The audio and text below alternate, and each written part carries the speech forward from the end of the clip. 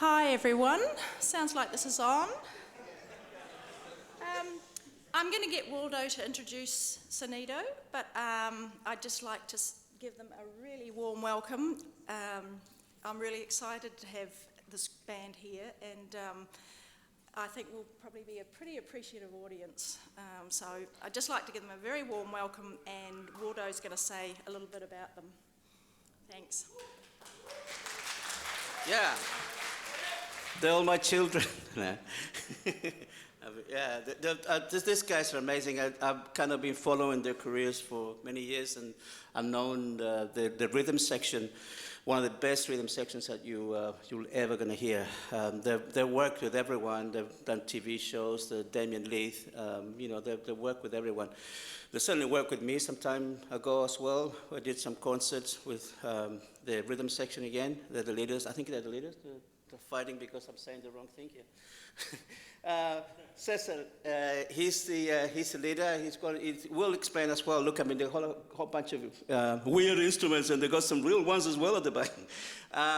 So please enjoy it, and then you're welcome to kind of have a conversation with them. And this is part of some of the things that we look at in world music next year, or this year if you're doing it already.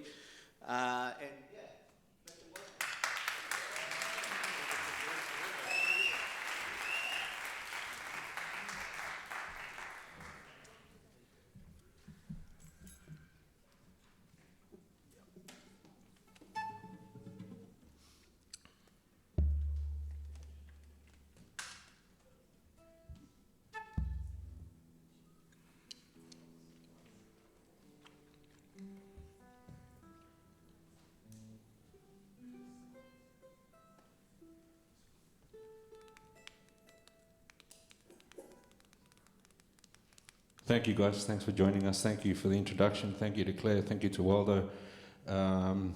We're Sonido. We're going to try and squeeze in as much music as possible from all over Latin America, some very traditional things, some contemporary things, and we'll mix and explain some of these weird and wonderful instruments.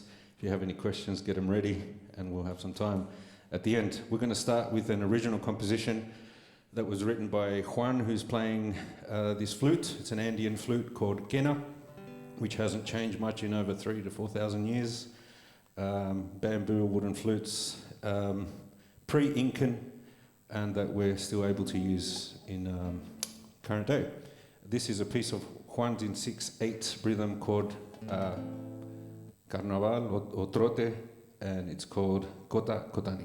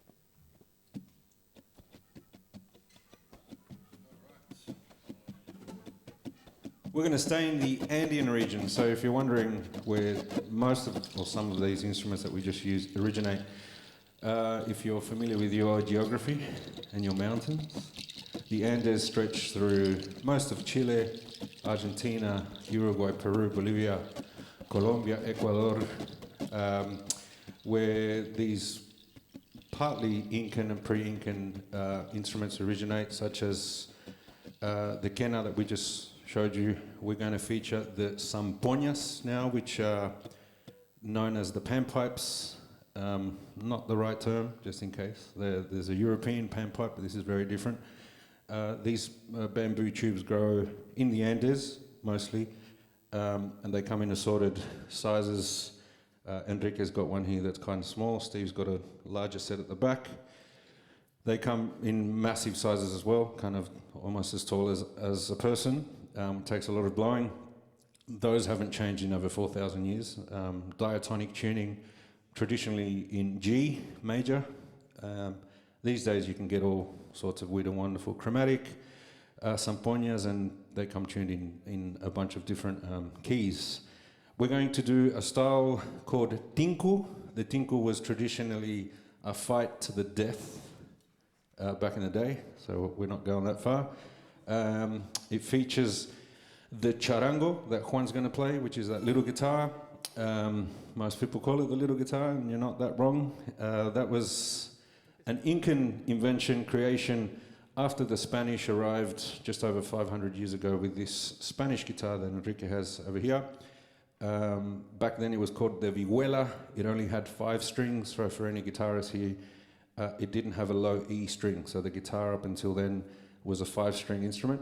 The low E came later, and the Incas saw that, weren't allowed to obviously maintain, they were pretty much slaves, so their way of incorporating and creating their own string instrument was to make a smaller enough instrument that they could hide from, I guess, their slave masters, and hence why the charango was made so small, so they could hide under ponchos. If you've ever seen a traditional poncho, it's like a big blanket with a hole.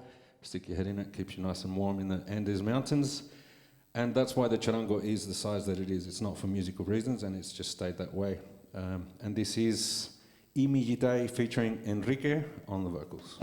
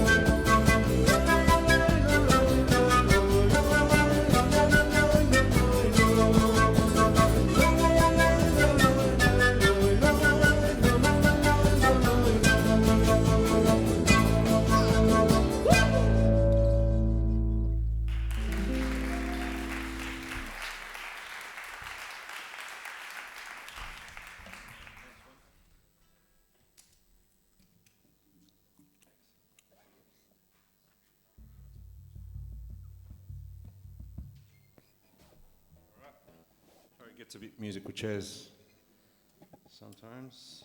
That's, I guess, one thing we're kind of grateful in a lot of these traditional styles. It's almost half expected that you play more than one instrument. So when we were young, it was put to us, okay, you can play that, now what else can you do, kind of thing. So if you notice us swapping around, that's just part of the schooling here. This band actually started in 1977. I know you're thinking we look great for our age. But no, we're not the founding members. Steve and I are brothers, and our dad was one of the earlier members. Juan joined in the 80s, myself and most of us in the 90s, and a couple of boys over the last 10 to 15 years. So yeah, we've been around for a bit, incorporating traditional music, also some contemporary influences, and a lot of original music. This next piece is an instrumental that features the quena again. It's a very unique rhythm, though it originates from Chile. Anyone from Chile here by any chance? Yeah? Awesome. Viva Chile. I know there's one. In our traditional rhythm style and dance called cueca. Now this cueca is a very unique rhythm. Has its dance as well. This is a cueca from the north of Chile, which is slightly different, a little bit longer, very frenetic. It's called El Chasqui. Now El Chasqui was the equivalent of Australia Post for the Incas, and it was just people running between points. And so the chasqui had to be really fit and running around all over the place, which is why this rhythm fits it. Steve, who's on percussion, is going to use this instrument called bombo, which predates all of the other wind and string instruments, at least in our indigenous cultures in the Andean region. Steve can probably explain the bombo a little bit better than me, if he wants to. Essentially, every country or every region around the world has what's kind of known as skin on wood. In any form of a bass drum. This one's a little bit more Australian. It came from a Pearl export floor tom with kangaroo skin on it. But essentially, the bombo leguero is a hollowed out tree trunk with skin attached on each side, either tensioned with rope or with pieces of leather itself and just given tension. With the climate here, it gets a bit weird, which is why they've added these tuning straps. But essentially, the warmer it is, the skin gets tighter. The colder it is, the skin loosens up. So back in the day, I guess you'd have to light a fire if you wanted to tune it, if you wanted the skin to get tighter. It's a bass drum. And every country from every corner of this planet has their version of this drum. So this is our one, the bombo.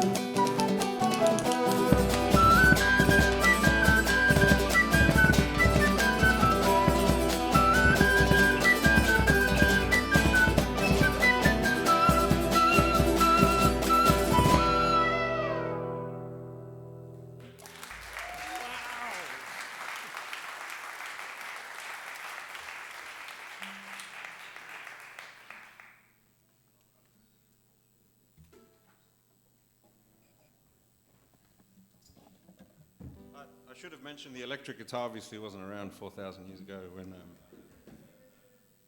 our own spin on it. We're going to put a spin as well on a traditional Venezuelan rhythm, if you're familiar with Venezuela.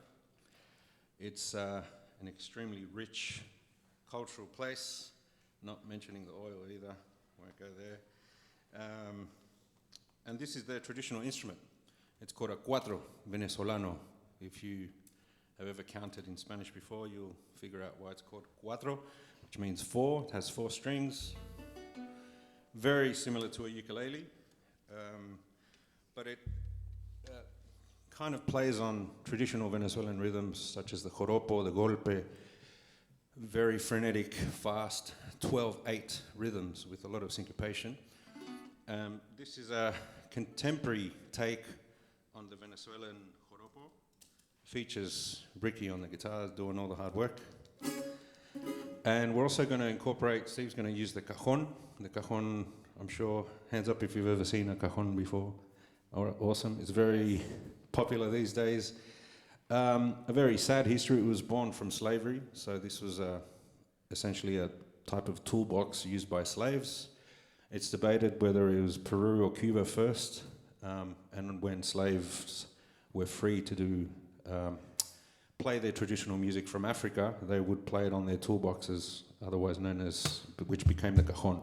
So that's its unfortunate history with a very fortunate future, because now the cajon is used. I've seen indie rock bands using cajon, and so that's kind of cool to see that, how far it's come. This is La Marusa.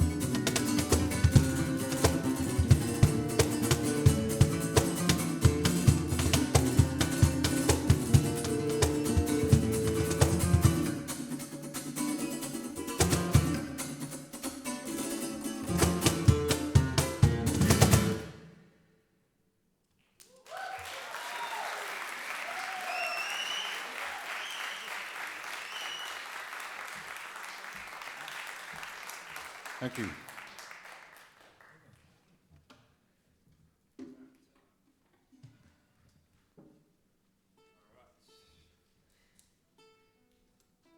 Give it up for Daniel on the piano. He's going to join us.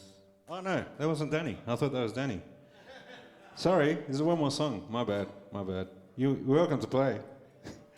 We're going to do a song, a piece, incorporating these instruments, but just to kind of show the, I guess the versatility, if you want to call it. This is an Italian. Anyone from Italy here? Yeah, awesome. I won't mention the World Cup. All good. We can't say anything either. So, yeah. So we're going to play an Italian tarantella, which obviously has very little to do with South America or Latin America, but just to kind of show just the different spins so that we can add on to some of these rhythms and instruments. Features Ricky again on the guitar, the charango and all these kind of wind instruments. This is tarantella tradicional on with the bass on. Works better.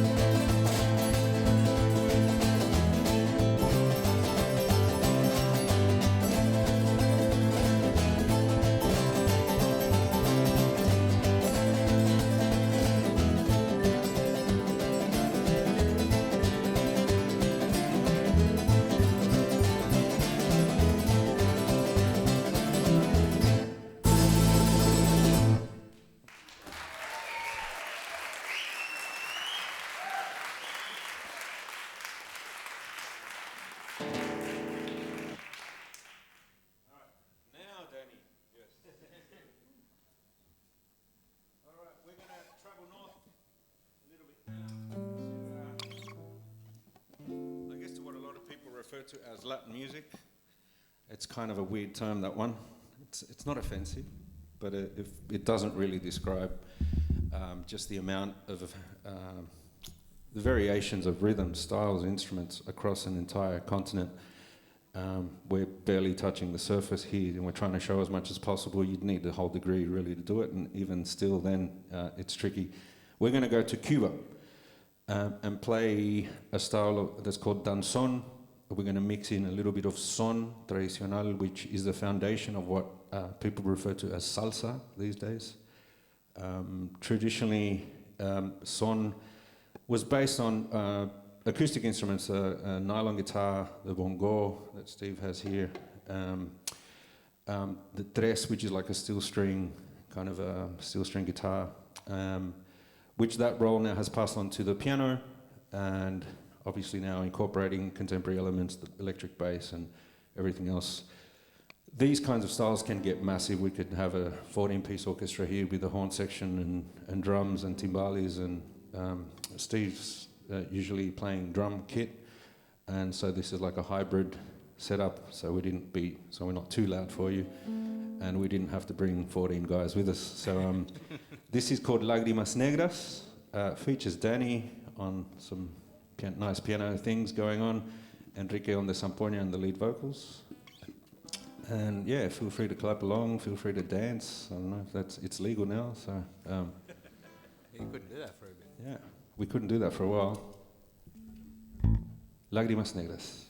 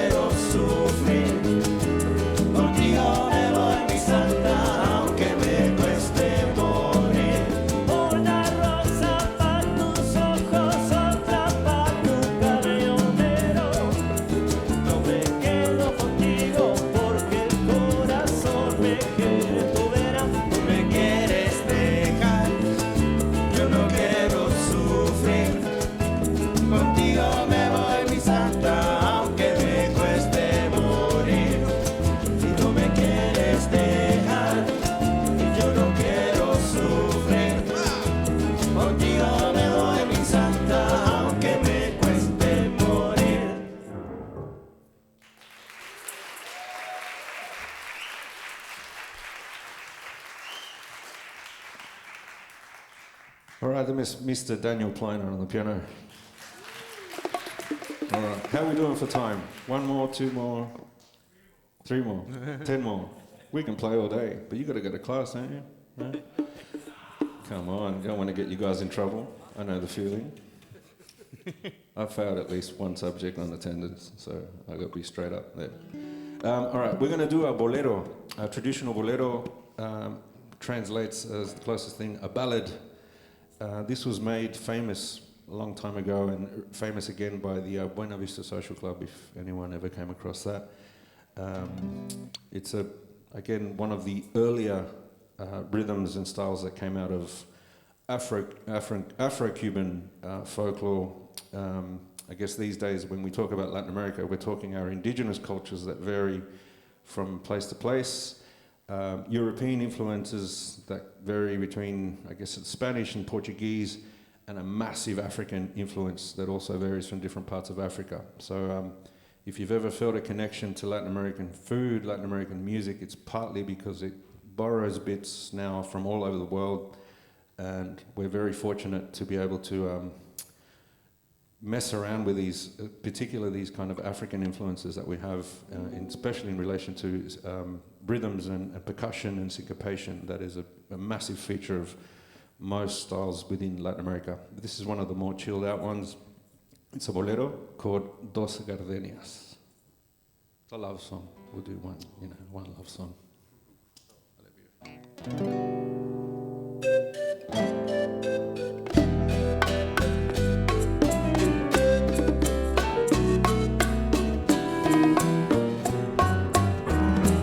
Dos gardenias para ti, con ellas quiero decir te quiero, te adoro, mi vida.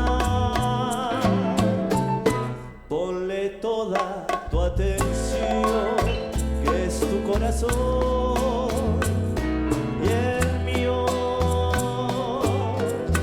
Dos gardenias para ti, que tendrán todo el calor de un beso, de esos besos que te di, que jamás se encontrará en el calor de otro querer. A tu lado vivirán y te hablarán como cuando están conmigo. Hasta creerán que te dirán te quiero. Pero si un atardecer las gardenias de mi amor se mueren, es porque han adivinado que tu amor me ha traicionado, porque existe otro querer.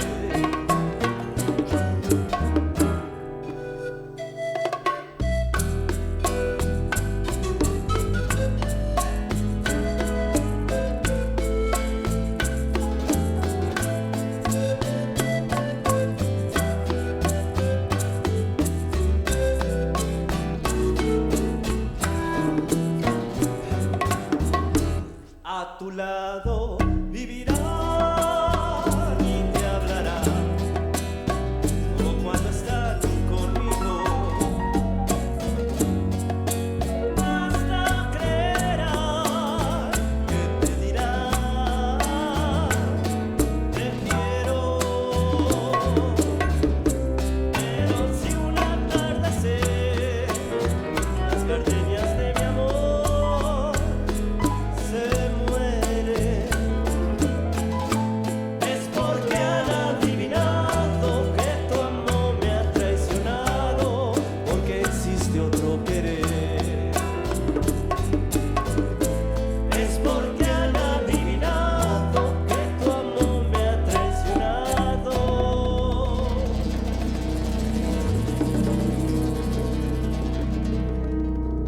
Porque existe otro querer.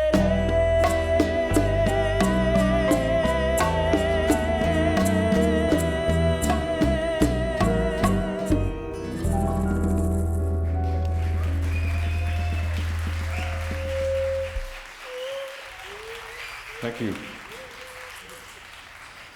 All right. We don't want anyone to be late, and we do have some time for some questions. We've got a few songs to play. We may not squeeze them in. We'll try and do one more at least. Should we do one more and then ask questions? Or anyone got any questions you want to fire at us?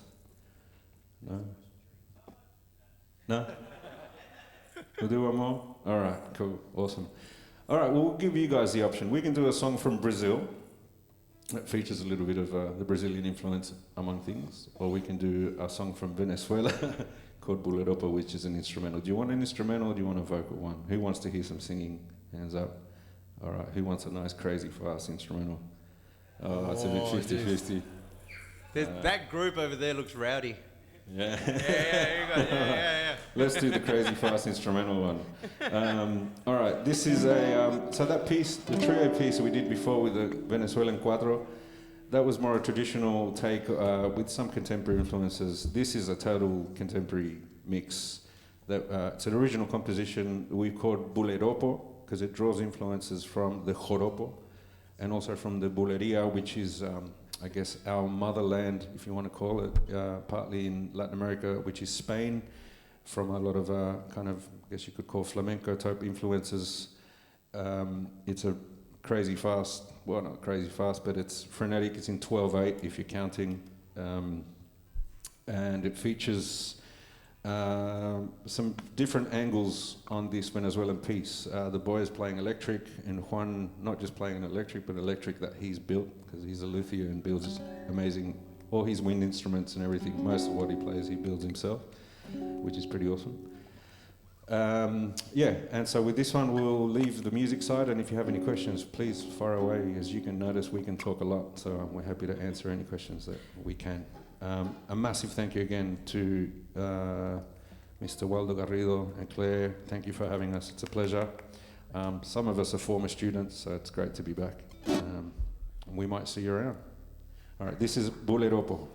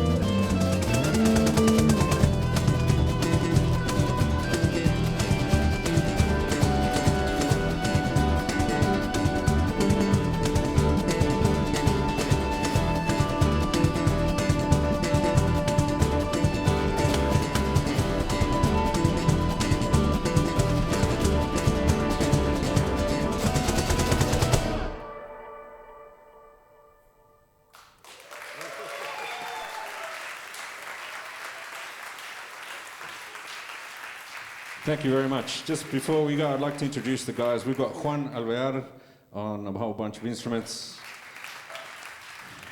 Ricardo Cancino.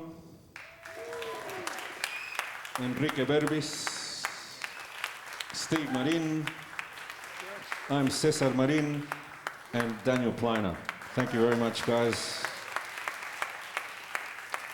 We do gigs all around Sydney, so check us out. We're on Facebook and all those kind of things. Sonido Sydney, or sonido.net.au is our website.